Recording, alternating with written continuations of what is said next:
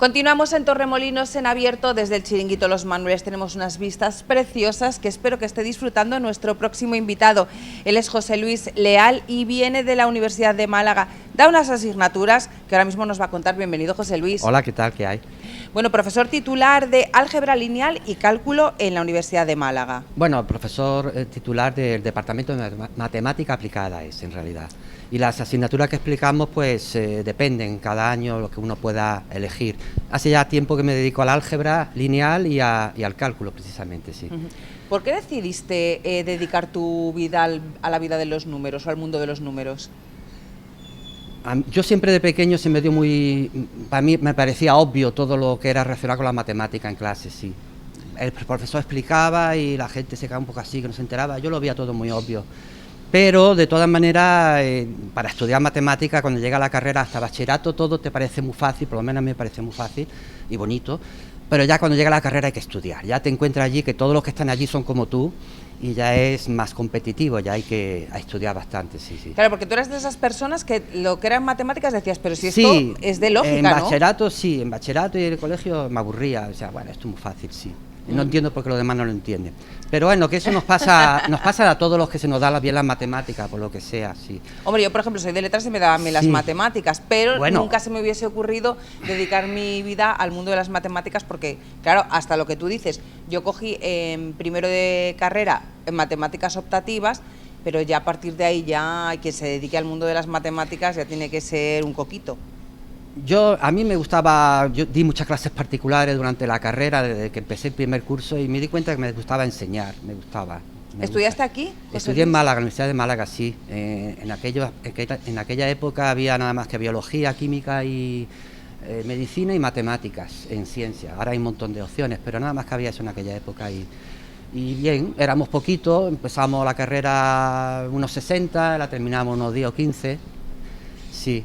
¿Y tu objetivo cuando empezaste a estudiar matemáticas era ser profesor de matemáticas o querías hacer otra cosa? No, yo no tenía ningún objetivo, pero enseguida me di cuenta que ser profesor era una opción que me gustaba. Y desde ahí han pasado ya 30 años Más y de creo 30 que años, creo que nunca te ha pillado una historia como la del 2020. Pues imagínate. Confinamiento. Imagínate, sí, imagínate. Bueno, yo tuve suerte, entre comillas, porque las asignaturas en la universidad son semestrales y terminó el semestre en febrero, justo cuando empezó el confinamiento en marzo, y no me pilló el confinamiento duro, extremo, que había que irse a casa, los demás compañeros lo pasaron muy mal. Pero en octubre me pilló el confinamiento, semiconfinamiento, donde ya podíamos ir a clase a un cierto número de alumnos, porque había que guardar la distancia, pero claro, allí las clases son de 80 alumnos, y entonces la mitad estaba en casa, la otra mitad estaba en clase, y idear un procedimiento de poner una cámara allí, y al mismo tiempo que uno explica en clase, la otra mitad te sigue de casa, es decir, un desastre primero porque los profesores no somos especialistas en eso. Que nos hubieran contratado a nosotros, que nosotros no somos sí. especialistas en esto, vosotros sí, nosotros no. Y bueno, yo en ese año decidí coger una cámara buena, un micrófono inalámbrico bueno, irme a una clase vacía. Pero una cámara y un micro que te cedió la carrera de periodismo. No, mío. Yo también soy aficionado a fotografía y todo a la música, todo esto, y más o menos sé cómo funciona. Y me fui a una clase y grabé la asignatura entera, hora por hora, de todo cálculo, que era lo que estaba dando ese año. Y entonces yo le daba el vídeo cada semana le daba un par de vídeos a los alumnos, y la verdad es que los resultados fueron muy buenos, porque dejé de tener... A ver, es que José Luis está contando ya el final, pero el principio fue que todos los profesores estaban trabajando con una tablet y tú te diste cuenta de que eso era muy complicado para las matemáticas. Había muchas maneras de intentar resolver eso, pero uno de ellas era, pues si no podías ir a clase, no podías nada más que estar desde casa, pues con una tableta allí intentar explicar las matemáticas a 80 alumnos, porque las clases son muchas de 80 alumnos. Pues imagínate lo que es eso, explicarles con una tableta la matemática, a lo mejor te preguntan, te interrumpen. Claro, eso te iba a preguntar. Los alumnos pues se aburren, se van, no que te escuchan. podían interrumpir desde casa, ¿no? Sí, te pueden interrumpir, pero vamos, tampoco demasiado, porque si cada uno te interrumpe, entonces no da tiempo a explicar nada. Claro, pero ¿tú cómo controlabas que los alumnos acudieran? Bueno, en las universidades públicas no es obligatoria la asistencia a clase, ¿no? Yo no controlo, aunque Tú sea veías más o menos... 80 participantes. Sí, pero ¿no? uno puede estar ahí y se puede haber marchado, Claro. que yo no voy a controlar. Así no te interrumpen la clase. No, así yo no voy a controlar quién va, quién no viene. O sea, al final ellos se tienen que autocontrolar. El día del examen es ellos los que se tienen que examinar, tienen que ser responsables. ¿Cómo se examinaban? ¿El examen era No, presencial? el examen fue también virtual. Hicimos un examen virtual que tenía un tiempo para ejecutarlo y después tenían que hacer sobre lo que habían. Cada pregunta tenía 10 minutos o 15, no lo recuerdo exactamente. Una vez terminado le hacían una foto, lo subían. Vamos, imagínate 300 y pico Madre alumnos mía. que tuve que corregir, 300 y pico alumnos, 7 u 8 preguntas, 1500 preguntas que hay que leerse, aunque estén mal o bien, o aunque estén medio en blanco, hay que mirarse 1500 páginas.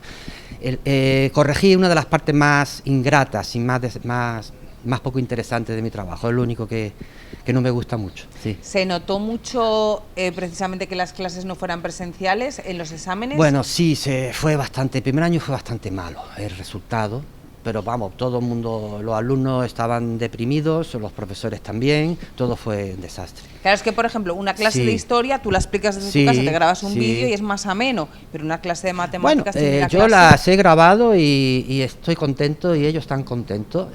Están tan contentos ese año que al siguiente año, que fue el anterior, grabé las de álgebra lineal. Primero sea, el grabé la de anterior, cálculo, este que acaba de 2021, terminar, 2022. el que acaba de terminar, que terminó el cuatrimestre en febrero. Al mismo tiempo que la explicaba en clase, al mismo tiempo que la explicaba, la estaba grabando y los resultados son buenos porque si algo no se han enterado siempre pueden recurrir al vídeo, porque yo lo explicaba en clase, era más o menos lo que contaba en el vídeo, y los resultados del examen han sido muy buenos. Para todos los años que llevo explicando, he estado sorprendido vamos, este año pienso ampliar, voy a grabar más problemas y más cosas, sí. Tú grabas problemas, pero poner problemas en el mundo ya no, que ya tenemos muchos. Ya tenemos muchos problemas. José Tremendo, Luis, las matemáticas, vamos a ver, hoy en día todos tenemos en el móvil la aplicación calculadora. Entonces, ¿para qué sirven las matemáticas o estudiar matemáticas en una carrera que no sea de física, por ejemplo, de ingeniería, arquitectura, para alguien que sea como yo, un periodista que ya tiene la aplicación en el móvil? Depende de lo que te quieras cuestionar, ¿no? Por ejemplo, una parte de la matemática es la estadística y saber recopilar datos y hacer análisis de esos datos, eso es muy importante. Ahí te he visto fino. Sí, eso es muy importante y capaz para todos, para sociología, periodismo, ¿por qué no?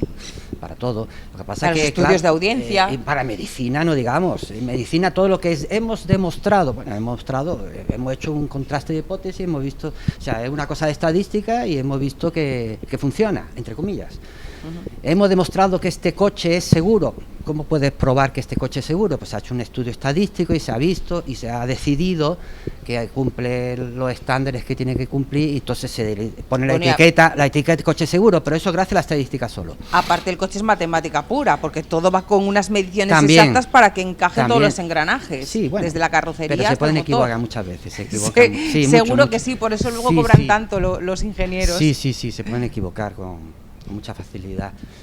José Luis, ¿de dónde nos vienen las matemáticas tal y como las conocemos ahora? Porque claro, desde tiempos ancestrales la gente contaría, mato un ciervo, 1 más 1, 2, ¿no?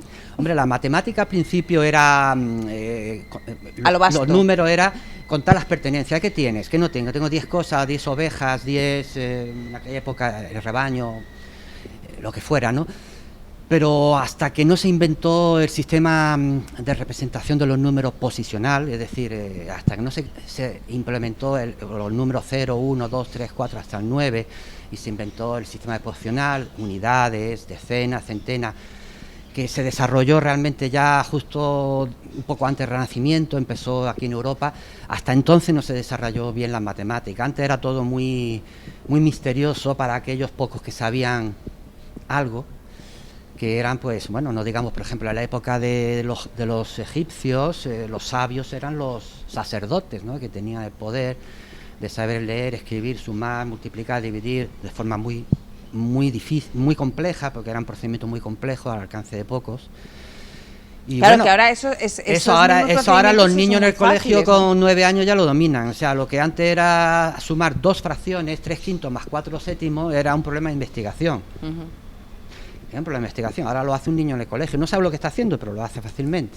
Sí. Claro, pero es que la información es poder, entonces para tener ahí contenida a la población, pues tú te quedas con la información, por ejemplo, en este caso de los sabios, y entonces se piensan que eres casi un semidios. En aquella época de los egipcios, ya ves tú, quien sabía sumar y restar, pues madre mía. Bueno, sumar y restar, claro, eso era... los escribas, estos eran los sabios de aquella época, tenían dominado todo, por un ejemplo de Egipto, tenían dominado todo el imperio, ¿no? Todo el mundo le hacía caso a ellos. Pero el sistema que conocemos ahora matemático, ¿de dónde nos viene? ¿De los árabes? El sistema que te refieres, los números. Los números. Los números, parece ser que ya hay textos en la India antigua, pero llegó, el primer texto que se ve escrito es del siglo X por ahí, un texto árabe. Y ya de ahí para adelante, pues, ha empezado a desarrollarse, y además es que el más efectivo, el más, fíjate, los romanos, la limitación que tenía con la obra de ingenierías que hicieron, con la cantidad de sabiduría que... Pero tenía un sistema para hacer una multiplicación, era un follón total. O sea, había un especialista allí en hacer las multiplicaciones con el sistema de numeración que tienen ellos. Por ejemplo, para decir, claro, si un acueducto lleva 8.999 bloques, ¿cuántos bloques necesitamos para hacer 20 acueductos? Por ejemplo, una multiplicación simple ya era, a sumar ahí 3 días. Claro, habría especialistas para hacerlo. Y esto ahora es una cosa instantánea en un momento. Bueno, ahora sobre todo con las calculadoras, que las calculadoras uno cree que están de hace mucho tiempo, están desde el año 71, 72 en el mercado, 73. Yo estaba estudiando bachillerato en Tánger y aparecieron las primeras calculadoras allí, que era algo, una calculadora que te da el seno, que te da el coseno, que te da el logaritmo. Las científicas, ¿no? Sí, bueno, las científicas y las... salieron todas prácticamente a la vez. Pero que eso no significa que antes, en el siglo pasado, no se pudiera calcular el seno y el coseno por otros procedimientos. Te digo que las que tenían para calcular seno y coseno eran las científicas, ¿no? Que sí, también había que saber para utilizarlas, porque no puedes utilizarlo ahí de buenas a primeras. Pero me refiero que desde el punto de vista de la tecnología, sumar, restar y la científica lo mismo. Es decir, que empezaron a sacar de suma y resta y la científica, pero desde el punto de vista tecnológico, lo que es dentro de la calculadora... Es igual de difícil. No hace falta que se hubiese desarrollado la tecnología mucho más para que hubiera científica o no científica, era lo mismo. José Luis, para terminar, me gustaría preguntarte si es cierto ese mito que se escucha por ahí, que también tiene mucho de realidad, de que las carreras de ingeniería o de ciencias las eligen más los chicos que las chicas. Por ejemplo, en tu carrera en matemáticas se ve. Bueno, yo creo que hay una confusión realmente, porque donde yo estoy, que es ingeniería, hay 4 especialidades, electricidad, electrónica, mecánica y diseño industrial. Entonces la palabra diseño parece como que gusta, ¿no? Y hay muchas chicas, y en cambio la que menos gusta es la palabra mecánica. La palabra mecánica no les gusta, pero realmente lo que estudian es... En un 80% es lo mismo, y el nivel, hombres o mujeres, no hay ninguna diferencia, hay tan buenos alumnos en mujeres como en hombres. Pero el porcentaje de alumnos... El porcentaje, por ejemplo, en diseño precisamente es ligeramente superior a las mujeres, fíjate que más curioso, y en hombres, en mecánica es un 95% hombres, casi todo hombres.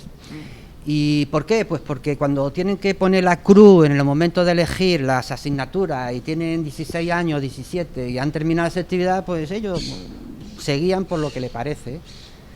Yo no quiero trabajar nada relacionado con la mecánica, quizás piensan ellas, me gusta más algo relacionado con el diseño.